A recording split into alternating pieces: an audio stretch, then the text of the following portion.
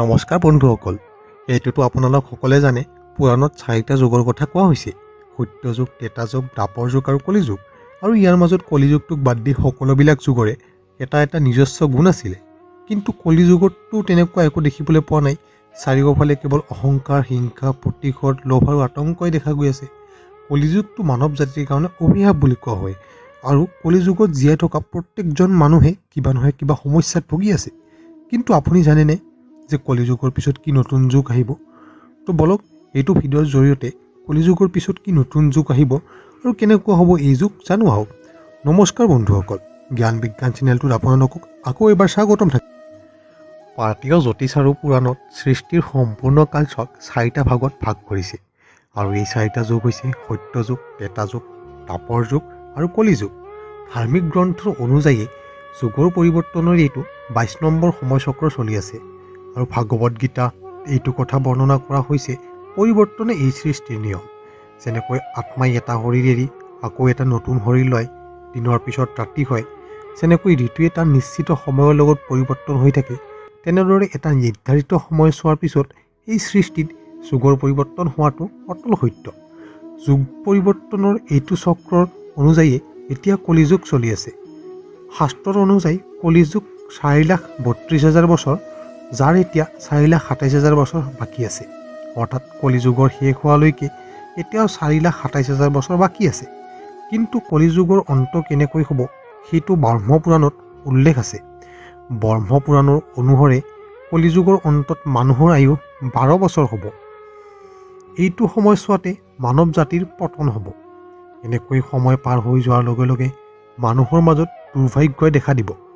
নদীবিলাক শুকাই যাব, অন্যায়ৰ দ্বাৰা ধন উপাৰ্জন কৰা মানুহ বাঢ়িব। মানুহে ধন সম্পদৰ কাৰণে যিকোনো মানুহৰ হত্যা কৰিবলৈ সংকোচবোধ নহ'ব। কলিযুগৰ 5,000 বছৰ পিছত গংগা নদী শুকাই যাব আৰু পুনৰ বৈকুণ্ঠ ধামলৈ গুচি যাব। লাহে লাহে সকলো দেৱী দেৱতাই পৃথিৱী এৰি গুচি যাব। মানুহে ব্ৰত ৰখা, পূজা অৰ্চনা কৰা সকলোবিলাক ধাৰ্মিক কাম কৰিবলৈ বন্ধ কৰি দিব। গাই গৰুৱে গাখীৰ দিবলৈ বন্ধ কৰি দিব। কলিযুগত সমাজ হিংসুক হৈ যাব আৰু যিবিলাকে তাৰ মাজত বলৱান হ'ব তেওঁলোকেই এই পৃথিৱীত ৰাজ কৰিব। মানৱতা নষ্ট হৈ যাব, সম্পৰ্ক সমাপ্ত হৈ যাব, ভাই ভাইৰ মাজতে শত্ৰুতা বাঢ়িব। আৰু যেতিয়া এই আতংক সময়সীমা অতিক্ৰম কৰিব, তেতিয়া ভগৱান বিষ্ণু কল্কি অৱতাৰ ল'ব আৰু পৃথিৱীৰ পৰা সকলোবিলাক অধৰ্মীৰ বিনাশ কৰি দিব। ইয়াৰ উপৰিও ভগৱান কৃষ্ণ মহাভাৰত কালচোৱাৰ সময়তে কৈছে যে কলিযুগত তেনেকুৱা মানুহে ৰাজ কৰিব যিয়ে মুখেৰে ক'ব এটা আৰু কৰিব এটা। কলিযুগত এনেকুৱা মানুহ থাকিব যাক বহুত জ্ঞানী বুলি কোৱা হ'ব, কিন্তু যাৰ আচৰণ ঘৃণনীয় হ'ব। কলিযুগত সন্তানৰ কাৰণে মাক দেউতাকৰ ইমানে মৰম বাঢ়ি যাব যে যাৰ ফলত তাৰ বিকাশৰে অৱসৰ নাপাব। মোহমায়াৰ মাজতে ঘৰ সংসাৰ বৰবাদ হৈ যাব। ঠিক তেনেকৈ কলিযুগত খোৱা বস্তুৰ ভঁৰাল হ'ব, কিন্তু মানুহে ভোকত মৰিব।